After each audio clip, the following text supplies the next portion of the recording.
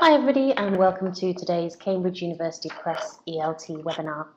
I'm Laura and I'll be moderating today's session along with my colleague Sarah. During the webinar you'll be able to hear our speaker Dan and to see his slides, but you won't be able to see Dan himself.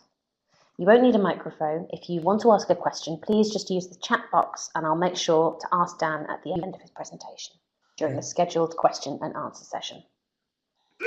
Bless you. The recording of today's webinar will be on our blog and on YouTube next week. You'll be able to download your certificates for attending the webinar from a link that will appear on screen towards the end of the webinar as well. So I'm very pleased to welcome Dan Vincent as this afternoon's presenter. Oh, not quite yet, I suppose it is this afternoon. A teacher and materials writer, Daniel has worked in the UK, Japan, Ukraine and Spain with a teaching career spanning over 20 years.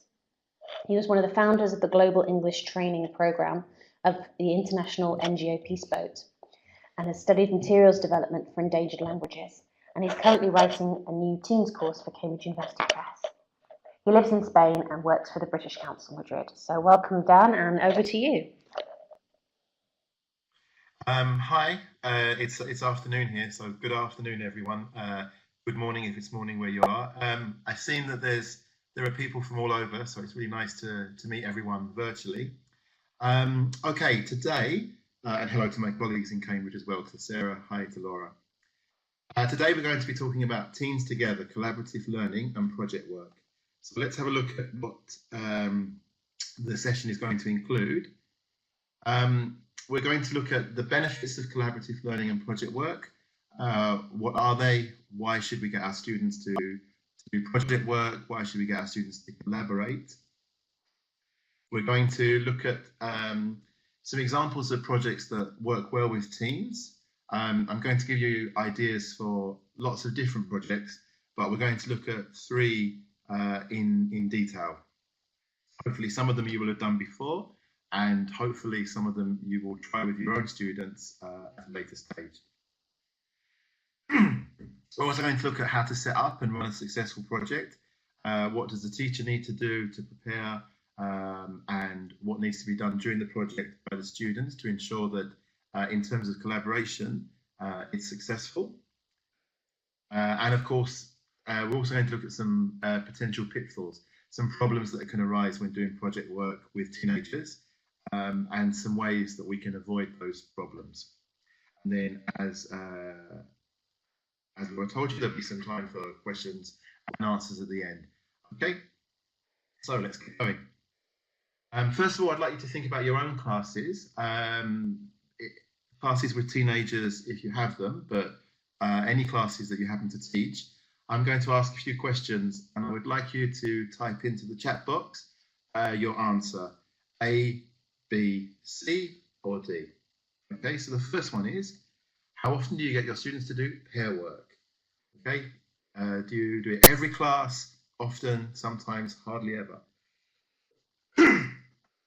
Wow, that's a very fast response. Okay, okay, okay. So lots of you have put often, a few of you say every class, some of you sometimes. Okay, that's good to see, excellent. So you'll all be familiar with getting your students to at least work in pairs. I imagine all kinds of pair work go on, excellent. Okay, that's good to see. How about group work? Group work. You do that every class, often, sometimes, or hardly ever?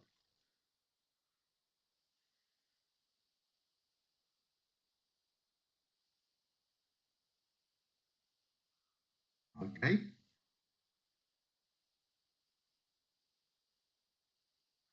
Okay, well, again, that's really nice to see. A lot of you have put B, that you do it often. That's great.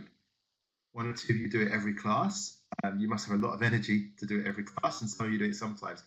No D answers. That's really good to see. So it's nice to see that everyone does pair work and group work in class. Some of you are still answering.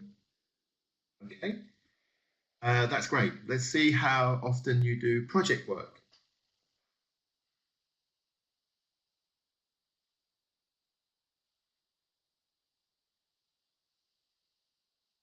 Okay. Okay, so I can see that lots of you are answering C here sometimes. Many of you do it often, but there are a few more hardly ever answers here. Okay.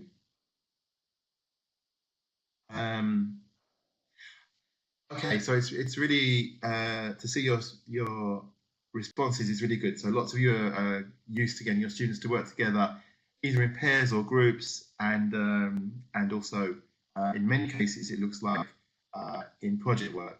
Some of you have said that you hardly ever do project work, but hopefully you're here today because you want to learn more about project work and collaborative project work in general. And I hope that the session gives you some ideas. Hello to some of the participants who have just joined us. Okay, great. Let's talk first about why we should get our students to collaborate. Okay. The key reason that I would like to talk about is that it's a 21st century competency. There are many skills which are becoming increasingly important in higher education and also in the workplace that we really, as teachers of any subject, need to be developing in our students. So we teach English, we teach the grammar of the language, we teach the pronunciation, we teach the vocabulary, we teach the 4 different skills, but we also need to be teaching soft skills, such as critical thinking, how students can learn to become better learners, more autonomous learners, digital literacy, how to cope with the huge amounts of information that come at us today, and also collaboration, creativity and collaboration. In the workplace, in higher education, between countries, people frequently collaborate. And the ability to do that is a really important skill. And we need to really be focusing very much on those kinds of skills as well as subject matter. Collaboration develops students' abilities to do many different things, to plan, to discuss, negotiate, to delegate, to manage time, and also to give one another feedback. Whenever people collaborate in a group, it's because they want to produce something or achieve something. And in order to do that, many different things need to go on. People need to share opinions. They need to weigh up the pros and cons of certain ideas. They need to listen to one another. They need to make suggestions. They often need to vote. And they need to work together, listen to each other, and in that way collaborate if they're going to be successful. So collaboration really does bring together a lot of minor sub skills, a lot of soft skills. The language lesson is an ideal place for fostering this competency. In order to collaborate, essentially, people need to speak to one another. People need to communicate. And we're in the business of teaching our students how to communicate in English. And so the language lesson really does provide an ideal place for all sorts of projects which use English as a medium to collaborate and to produce or achieve something in project work. So it's a really, we're in a kind of a really lucky position, I think, to be able to use our classes for project work. Okay, and we've got some other comments here: problem solving, team building, communication, listening, persuading, definitely, motivating and empowering them. Yeah, I completely agree with some of the comments that are just in the chat box too. Teaching the art of communication, it says Katharina. Yeah, definitely, the art of communication and the reasons for communication. Collaboration has a clear real-world objective. When people collaborate, it's because they want to produce something or they want to achieve something. And the language is the means to the end. It's not the end in itself. So they're really, they're not doing something in order to practice English, but they're using English in order to achieve something. And in that sense, collaborative project work mimics real-world scenarios. It also practices English in a real life communicative manner. It gets away from grammar drills, vocabulary tests, the kind of more traditional standard ways of teaching language. It doesn't mean that it replaces those, but it gives students an opportunity to use the language, for a real purpose. It's very communicative. It requires students to talk to each other and to listen. This is key, to listen to each other. If it's set up well, project work can generate a lot of language. When students really do have to communicate in order to make sure everyone is included, in order to make sure that the project works, then there's a lot of opportunity there for self-generated language, for the students to want to speak and to need to speak. It also promotes autonomy. We're going to look at a few examples of projects, and this will become a bit clearer later on. But in project work, the teacher takes on a guiding role rather than a kind of leading or teaching role. And the students really have to work together in project work to achieve whatever it is they've set out to do. And in that sense, they take charge of they take responsibility for their own contributions to the project, and they take responsibility for including others. Pardon me. A lot of the success of the project is then down to the group dynamics rather than the teacher taking a more traditional leading role. And from personal experience, I think it's much more engaging. Students like project work. It's often more interesting for a teacher to do.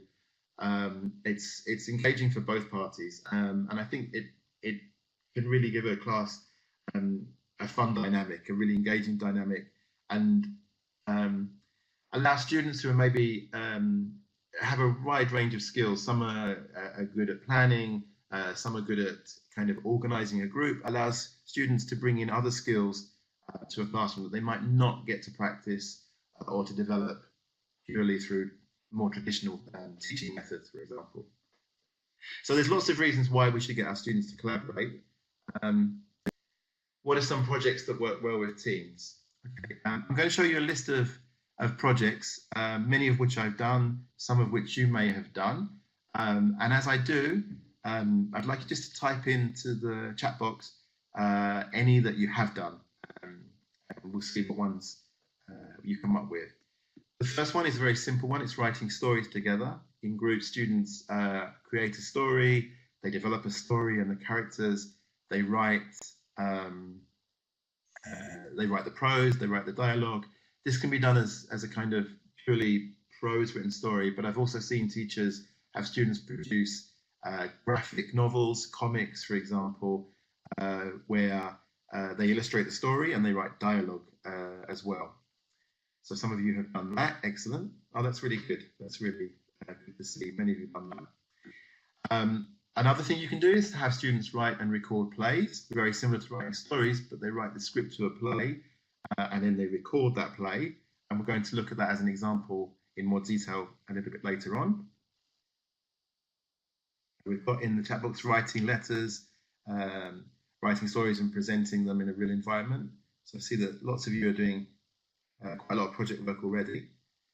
Another one is class surveys presented as infographics. So for example, the students write a series of questions to ask either students from a different class or their classmates or even their teachers about social media use, who uses what sites, what are people's opinion of social media, and then they gather that information back together and they present it visually in the form of an infographic.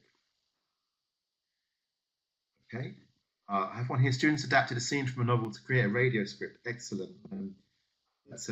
That's one I try. This is one that I'm working on at the moment with a group of B1 level teenagers, about 15, 16 years old, which is design and present a music festival.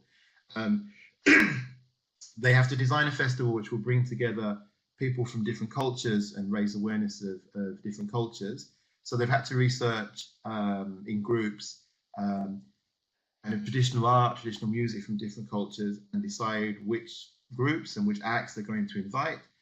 They need to put together a program for a 3-day festival, decide where it's going to be, the prices, who the target audience is, and they're producing at the moment, we're going to work on it today, posters explaining the festival with some images that they found online.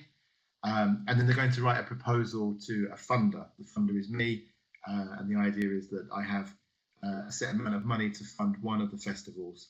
And there's an element of competition there. That the proposal that makes the best case is the one that will get the money.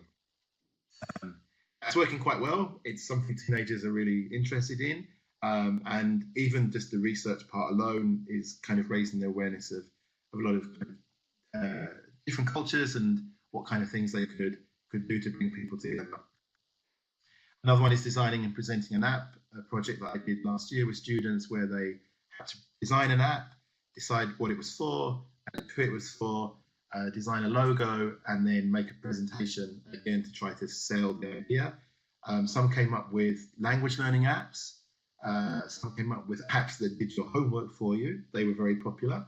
And one came up with a stress release app, telling an app that would tell students when to take a break during long study periods for exams and so on, or would give them simple games they could play to take their mind off study stress and exam stress.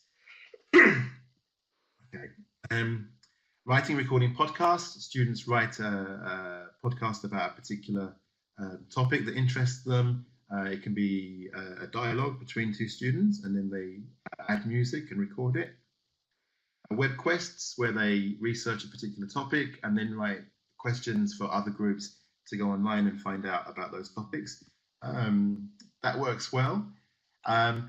Just as an aside, when asking students to go online and find information, I found that many students tend to copy and paste information directly from Wikipedia in English. So one idea to make sure that they use their own language is to allow them to look up information in a website in their own language, which they then have to translate themselves or rewrite themselves into English. That's quite effective. Museum displays, we're going to look at this later, and posters, leaflets, brochures, and fact files.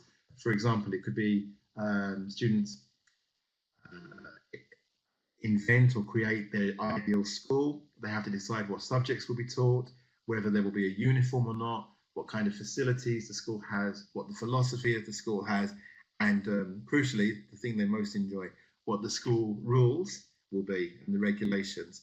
And they put all that information into a leaflet, and then they can be photocopied and shown to other students, so that students can then decide which school of the others they would most like to attend. Dragon's Den as well. Someone is typing in Dragon's Den. That's also a great way, a great project. Students come up with an idea for a product that they'd like money to fund to develop, and then they have to present it to a panel of millionaires who are going to fund their project. So if you look up Dragon's Den projects online, you'll find out more information about that. That works really well too. And building towers, which is another one that we're going to look at later. So I've seen, as I've been speaking, lots and lots of ideas in the chat box. So some of them you've done, some of them that are not on my list. There's lots of examples there as well. Excellent. That's really good. So hopefully you'll still get some ideas for projects to do from the rest of the presentation. Okay, so moving on. How do I set up and run a successful project? Okay. I think it's very important that students have to know exactly what it is that they're expected to achieve. And in order to do that, you need to show them a model of what you want them to produce. So in the example that I gave earlier of designing a leaflet for a school that they've created, they need to know what a leaflet is. They need to see examples of leaflets, and they need to know what kind of content they're expected to include. If they're going to produce a graphic novel or a comic, they need to see some as examples. If they're going to record a podcast, maybe listen to some podcasts. There are examples online which are have been produced specifically for learners of English, But where possible, if you can show previous students' work, so they know what they're expected to produce, but also they don't see an example which is too difficult or that seems too elaborate for them to actually achieve. But it is really important for them to have a concrete model that they can aim towards. You need to input the language that they need to do the project, and this might require quite a bit of work before you actually start the project.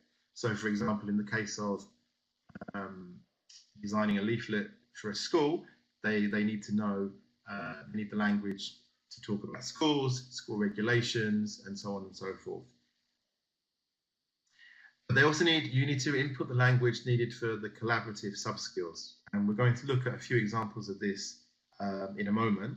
But this could be, for example, the language used for brainstorming, the language for decision-making, turn-taking, negotiating, giving feedback.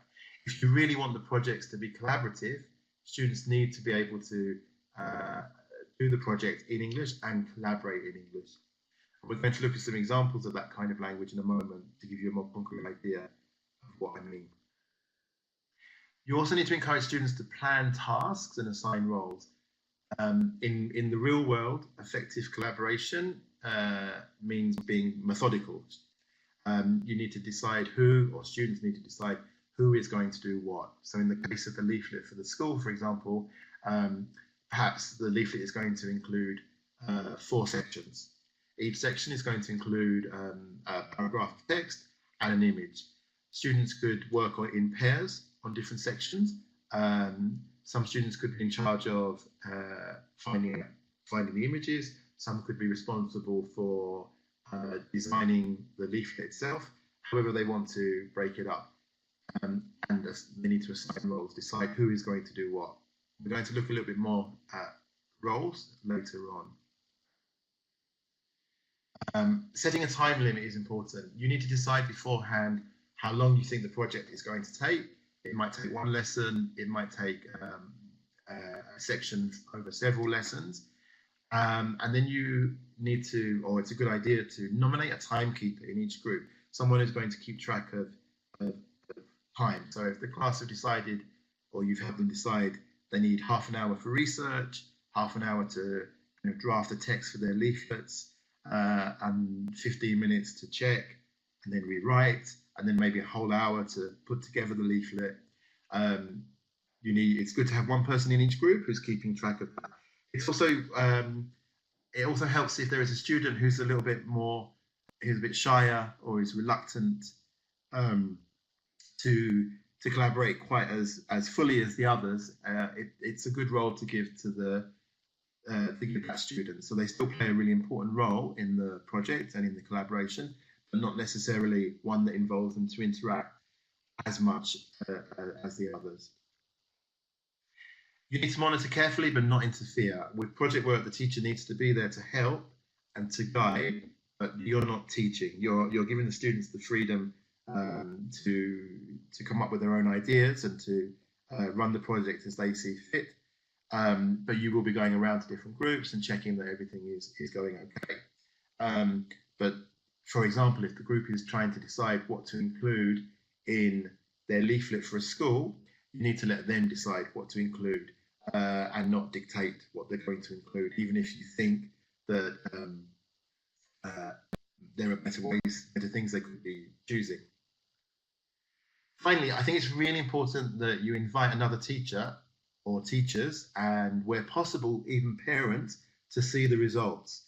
I find that students are much more motivated when they know that somebody else who's not their class teacher and not their classmate is going to read their stories or listen to their podcasts or listen to their presentations.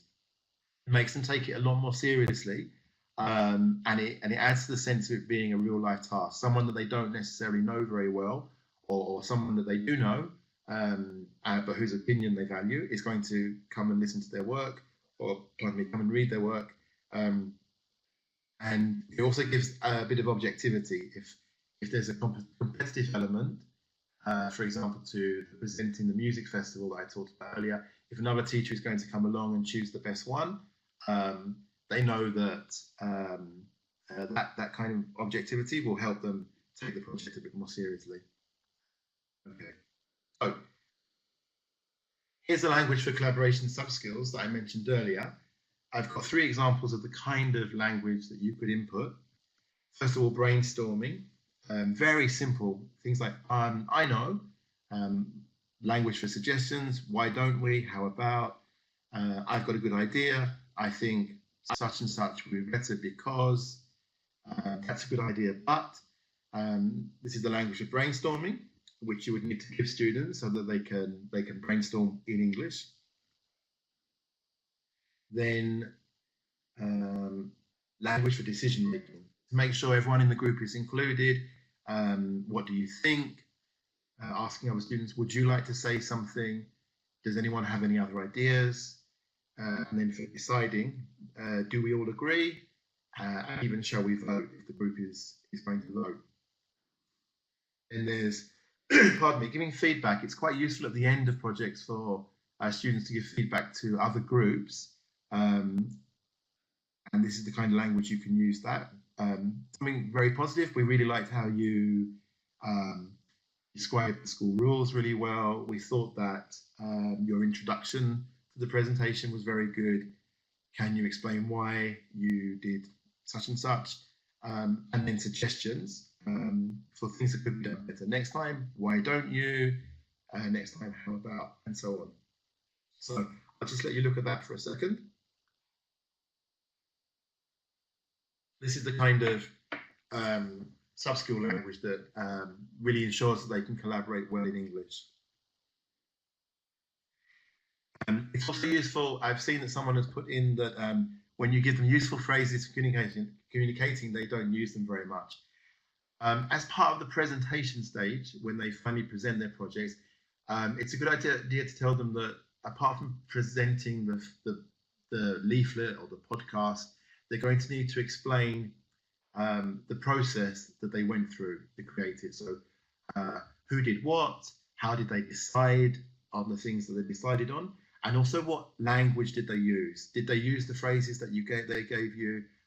Did they use the sub-skill language that you gave them? And each student involved in the project will have to say what he or she did and what language he or she used. That can be a way to encourage them to think ahead, knowing that they're going to have to talk about it to use the language that you've given them. Okay, so an example that works very nicely is writing and recording plays. Let's look at that. You need to get permission, sometimes depending on the age of the students, as to whether they can record on their mobile phones or you can record on your mobile phone, or if you have other recording equipment.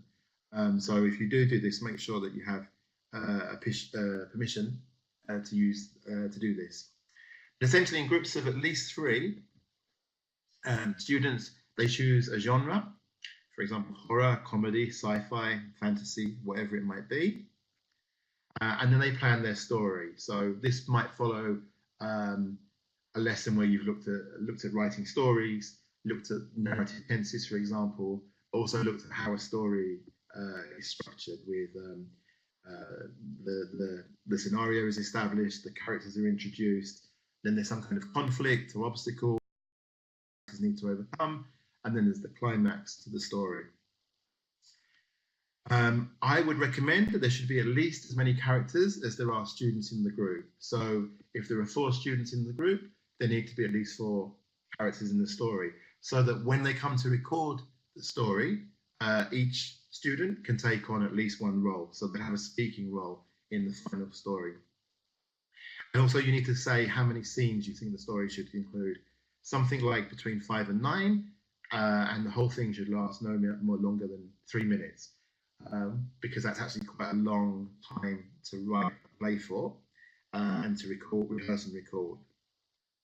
So once that they've planned their story, and we're talking about planning at the moment, not writing, but planned their story and decided what's going to happen in each scene, I'm going to jump ahead here. They need to decide who will write which scenes. So students will be writing at the same time, preferably in pairs, so that everyone is writing at the same time and working on different scenes. Then, sorry to go back, then they can decide who will play which parts, as I said earlier. And then I'm going to go back up to the point that I skipped. They can decide which music to include, and if they want any sound effects, a slamming door, some kind of explosion, footsteps, they can decide which sound effects they want to include. Here we are, sorry. Then they write the scenes, preferably in pairs, so that everyone is involved in the writing. And then they can plan the sound effects. This is a fun thing to do, to get them to use everyday objects to come up with ways to make different sound effects. There's lots online for how to do that. For example, rice tipped onto a tray gives the sound effect of rain, and so on. Then they need to rehearse the play, and finally they need to record the play. This takes quite a long time. It takes quite a long time to plan. It takes quite a long time to write. And then during the rehearsal stage, as a teacher, you can give lots of input into, for example, pronunciation and intonation, pausing in the correct places, how to make sure that they're speaking with the correct sort of emotion. And then they record the play. It works well also if you tell them, although it's a play, that you tell them it's a pilot episode, the kind of pilot episodes that are made for things like Netflix. And if the pilot is successful, the entire series will be developed. So to give it a competitive element, that they're trying to get the whole series made and they're writing a pilot. And then they can listen to each other's plays at the end and decide which ones they think, which ones they like best, which ones they would want to hear the complete series, for example. Okay, writing, recording plays. They can be very funny, what students come up with, and they can be extremely creative. I've found when you get students to brainstorm ideas for stories, you may need to do some input at the beginning to look at familiar stories and how they're structured and kind of archetypal characters and so on. Okay, let's look at some pitfalls before we move on to the other two projects so we can see how to avoid them. Probably the biggest one for those teaching monolingual groups is students speaking in their first language. This is probably inevitable to some degree, but you can minimize this by making sure that they have the language to do the project. If they don't have the language to do the project, and they don't have the language to collaborate, for example, then they won't be able to do the project in English to the best of their ability. So you really need to make sure that they have the language at the outset. It also helps if they know, as I mentioned before, if they're going to have to, during the presentation stage, say what language they individually used during the project, so that they're aware that they have to use it. It's going to be part of the presentation. Depending on the kind of class you have and the kind of students you have, it can also work to have a language monitor in each group. So one student who is responsible for checking that the others are speaking in English, you can give them a list of all the language you'd like them to use, and they tick off as they hear their classmates or their group mates use that language. This works well with certain students who like to take charge of that kind of thing, but it also gives them the impression that they are monitoring themselves rather than the teacher monitoring and just being strict. If it's a multilingual class, it's definitely easier. There are ways to minimize the use of the first language, even in a monolingual class. It will also depend on how much you usually do the class entirely in English. If the students are used to doing the class entirely in English and the teacher only speaks in English and they are expected to speak only in English, they'll be much more likely to do the project entirely in English as well. Again, students struggling to do the task in English, this comes back to making sure they have the language, the collaborative language that we looked at earlier. We looked at some soft skills, but also the language to do the project. So in the case of writing a leaflet for a school, the necessary language to talk about school rules, school subjects, and so on. Some students working hard and others doing little. This is definitely a problem that can arise. This becomes a problem when there are too many, particularly when there are too many students in the group and not enough work to go around, not enough roles for the students to do. So be very careful when grouping students to make sure that the groups are the correct size. If you think there's only 4 roles necessary for a project to work, don't put the students into groups of 6. And again, if during the presentation stage, they know that they're going to have to talk a little bit about what they individually did, what their contribution was, that can give them can motivate students to take charge more. It can also be that some students dominate, so you need to be careful when deciding who's going to work with who in which groups, that you group students accordingly so that they work as well as possible. Another problem is groups finishing at different times.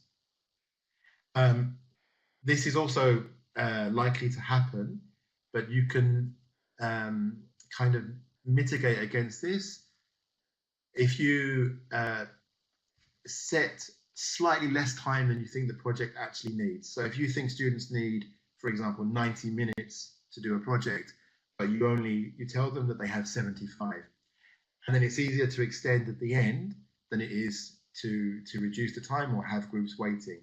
But if you do find that you've got 4 groups, 2 have finished, 2 are still finishing, then for the 2 that have finished, they can begin to practice their presentations. How are they going to present the project? Who's going to say what? Who's going to talk about what? And they can use the time fruitfully in that way. Defining the teacher's role. Pardon me. It's really important that, as I said earlier, the teacher, in order for collaboration to really work, that the teacher allows the students to collaborate by themselves, and the teacher takes a more of a guiding role. But the students also need to be aware of that from the beginning. They need to know that you're there to help. You can make suggestions, but they also need to know what role you're going to play, and you need to be clear about that as well. If you interfere too much, or you start to make decisions or decide who's going to do what in one particular group, then the other groups will begin to expect you to do the same in their group. So you need to be very clear from the beginning of what they can expect of you and what they need to be able to do by themselves. This is a very simple problem, this last one, not having adequate or appropriate resources. This will depend very much on where you teach, and you will all know your schools or your teaching centres. But obviously, if you don't have access to the internet for all students, or a computer room you can take them to, or they're not allowed to use their mobile phones in class, then you can't expect them to do online research. Similarly, if it's not appropriate for them to record themselves on their mobile or your mobile, or you don't have recording equipment, then the earlier, pardon me, the recording the plays won't work as a recorded project, although you could still do it as a spoken presentation where they read their scripts. Okay. We're going to look at another example, which is a nice project where you turn the classroom into a museum. When you go into a museum, you typically see objects, exhibits, or you see sometimes photos, and or you see images, and you see next to them a little panel, usually a little display with a piece of text explaining the object or explaining the exhibit. And you can turn your classroom into a kind of museum with exhibits, with museum displays. Here's an example. I'm going to show you. I'm not sure how well you can read that, but I'll give you a moment to read about the jukebox.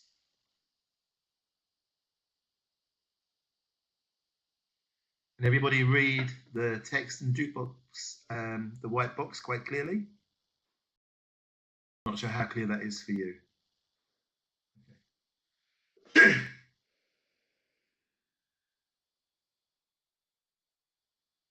Okay, that's good.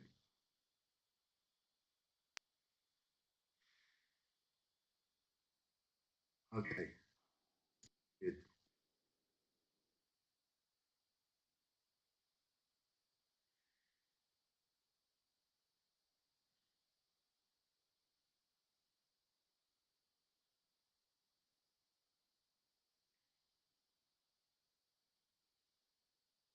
Okay, so in this project, you put students into groups of three, um, and the idea is that they're going to research a person or an object um, from history. It could be a place as well. In this case, it's old technology for entertainment, and they found out about a jukebox. Um, they need to plan and prepare a poster display with images and at least three texts. So this is an example of a jukebox, an image of a jukebox, and then a short text explaining the jukebox. They can either have one piece of technology and three texts about it, or they could have three different things. It could be an old cassette player, a jukebox, maybe something else that I can't think of offhand. Then they go online, they find out some information about that piece of technology, and they find some images. Okay, and then each student drafts one text. So each of the students has something that they have to write in English. So one writes about the jukebox, one writes about the cassette player, one writes about the Sony Discman, if any of you remember those. Then they swap and they check each other's drafts. So they look through. You will have to give them the criteria. I see that some of you have talked about it's a good idea for using the simple past. Have they included the simple past? Does it make sense? You will also need to help here, but they check each other's drafts. They finalize the text, and then they create the display. The display is posters on the wall with pictures and texts. Then, as a teacher, you put up their various displays around the classroom, turning the classroom into a kind of museum. And then students form new groups. So you've had students in groups of three, but now they form new groups of three. And each student is with two students from two different groups, and they take each other on a tour of their little part of the museum. So they have to imagine they're a tour guide in a museum, and they explain this is the jukebox, and this is when it was developed, this is how it was used, and so on. So there's a final speaking element. And then at the end, they can perhaps choose the exhibits that they the most enjoyed learning about. Okay, this works really well. It has a really nice output in that you can decorate the classroom. You can invite other teachers in to look, or other students, and sometimes parents. If your Parents' Day meetings take place in the classroom, they can see clearly what students have done. And they also, obviously, they learn something about history, which is quite nice. Okay, the final project that we're going to look at is probably the most ambitious, and it's tower building. It's one that I've done quite often with groups of teenagers, and it's a project that's done typically with STEM students who are studying science, technology, engineering, and maths. And basically, students in groups, they're going to build a tower using some simple materials, and that tower has to be of a certain height and support a certain weight. So you start by giving each group some materials. For example, old toilet roll cylinders, newspaper, scissors, pens, paper, card, general stationery. Each group gets exactly the same material. So if one group gets 6 toilet rolls, the other groups also get 6 toilet rolls. If they get 1 roll of sellotape, the other groups get 1 roll of sellotape. Everyone has exactly the same materials at the start. And the idea is for them to build a tower. Here's a picture of one, which is much more elaborate than any of the towers that my students have actually built. You can ask them to build a tower to support a ball. It could be to support a small book or weight. But the object of the project is for them to build the tallest tower that will support the weight. You can give them some criteria that it needs at least 20 centimeters, for example, or it needs to use at least half of the materials. But that's the idea behind the project. Here's a time allocation that is suggested for a 60-minute class. Lead-in is when you would explain what the project is, what students are going to do, revise any language that you think they need. That could be the collaborative language that we looked at earlier. The kind of language they would need for this project is very much process verbs. So, for example, cut, stick, fold, tear, tape, for example. They would need first conditionals to talk about the building. So if we put this here, this will happen. If we don't do that, it's going to fall down. That kind of language. And also some kind of quick off-the-cuff language for when they're actually building imperatives like don't do that, stop, just a minute, that's not working, things like that. And also the names of the stationery as well. Then in stage 2 is planning. During this stage, the students are not allowed to start building, but they need to talk to each other. They can draw pictures of what they're going to do. This forces them to plan, and it's easy to monitor that they're doing it all in English, and forces them to share ideas. It might not be anything like what they finally do, but it enforces that kind of discussion, negotiation stage. Then they build the tower. I put here 30 minutes, but in reality it can take a lot longer, depending on the class, but it does take, the building will take up quite a lot of time. We're going to look in a moment at a way to ensure that they do it in English. But let's say they have 30 minutes to build the tower. Then presentation at the end. For example, to a teacher who comes to look, they say why they built the tower in the way they did, who was responsible for what. Perhaps some of them were responsible for cutting, some of them were responsible for sticking, or they had a kind of conveyor belt routine going on. Did they use the language that you wanted them to use? How much of it did they do successfully in English? And then finally, the fun part, where the towers, in my experience, tend to collapse, is the testing, where you use the ball or the book to see which one supports the weight best. And there's a winner. Obviously, the one that, hopefully there's a winner. Sometimes all of them might collapse, but usually there's a winner. One tower that supports the weight. This is what students need to do. They need to plan their tower, assign the roles, build the tower, and then present the tower. They have 30 minutes in this example to build the tower, but you can make sure they stay in English by penalizing use of the first language. If they speak in their first language, or if they speak too much in their first language, they have to put down everything and wait for 2 minutes. So they lose 2 minutes from the 30 minutes of building time. And if there's a really good competitive vibe going on, they'll want as much time as possible to build to beat the other teams, and that can force them in a kind of quite fun way to stay in English. So for 2 minutes is quite a lot of time to lose out of that 30 minutes. So they'll be encouraged to stick as much as possible to English.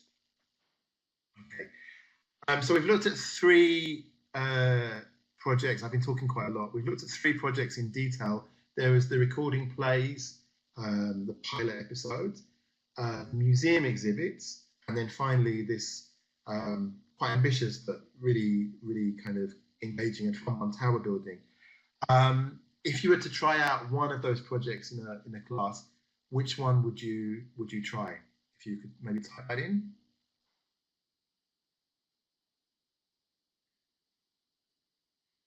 Or more than one.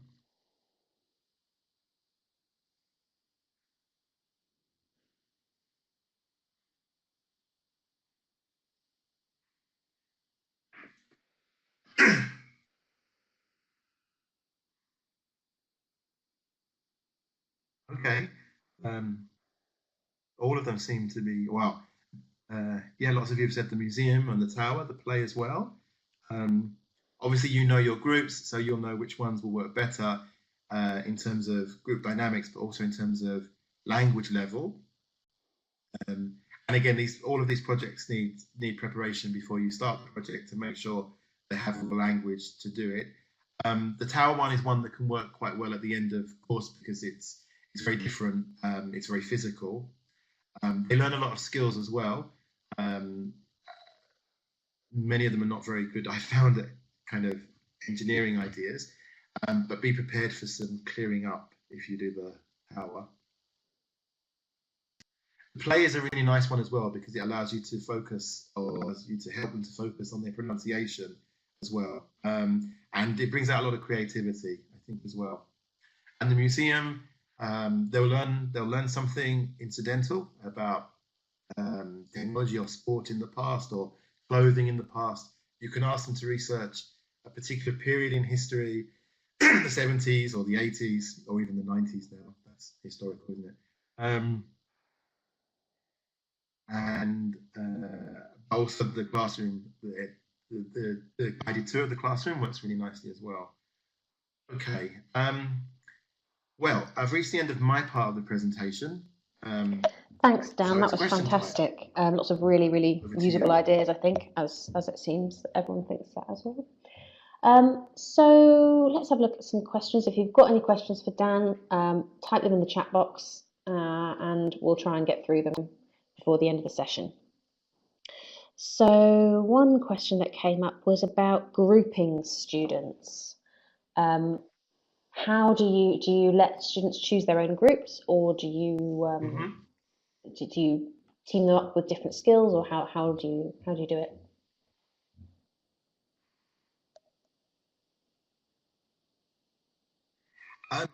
I would avoid letting students choose their own groups. I mean, it depends on the class, but I think if you know your students, it's good to try to put them into groups where there's a mix of skills and abilities.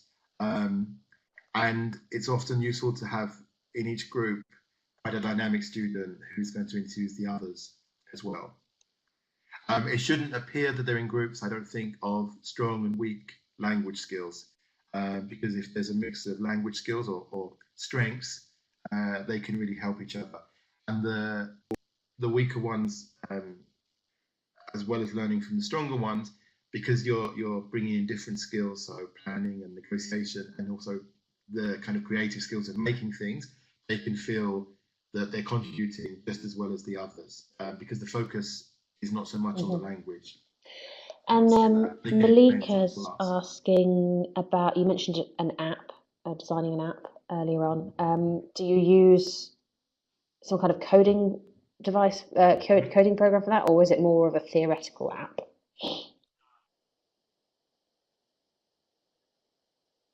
No, it was more theoretical. They came up with what the functions of the app would be, who the target users would be, how much it would cost on Google Play Store, and then they come up with the logo to the app. We have run coding courses in the British Council Centre where I teach, but they're at a really basic level. I don't think we can expect students to code. Who knows? Some may go on to. And I guess, of course, if you're in a code for them in a secondary context, you could team up with the IT department or whatever as well. So how assessment is another thing that's come up quite a few times. How do you assess project work?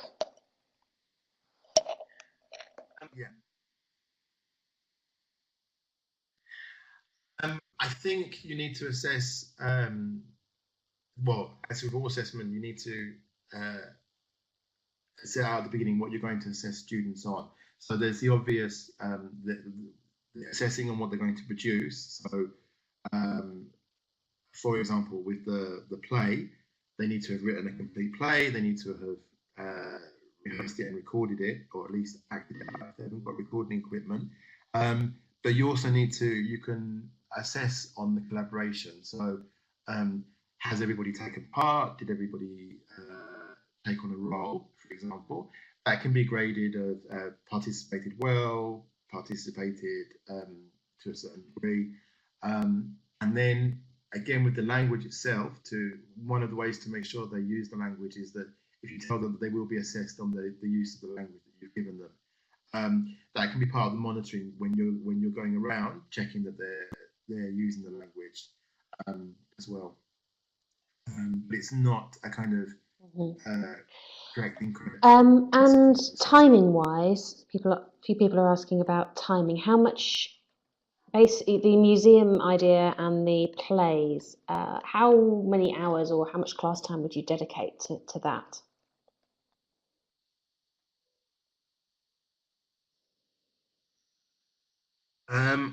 With the plays, we did a similar project at the summer school I taught that last year, and we had the students had several hours of classes a day, but we had an hour and a half per day, and it was they had about 4 lessons in total. I think it takes them. Projects do take quite a long time. I found that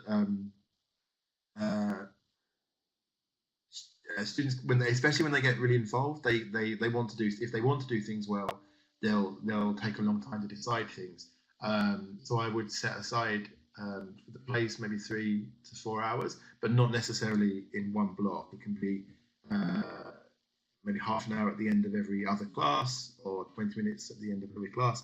The museum displays less time, a couple of hours at most. But you really need to, when the students are doing the online research, make sure that they do that quite quickly, that they find the information quite quickly and the images quite quickly. And I found that even though students are really familiar with the internet and social media and apps, they're not very good at searching for information. They tend to Google and then spend ages looking through the first entry that comes up. So you need to really kind of help them out there. And again, I would actually recommend that they do that part in their own language. That can speed up the process if they find out the information in, for example, in my case, my students go online and they look at Spanish websites, and then you can bring them back to the classroom away from the computers, and then they have to put that into English. It encourages them to use their own words, but it also speeds up the kind of online research phase. The tower can be done in fantastic. In one lesson. So something for every time available. That's great. And Alex has asked about error correction. How do you manage error correction during projects? Do you correct a lot, or do you save it up, or how do you manage it?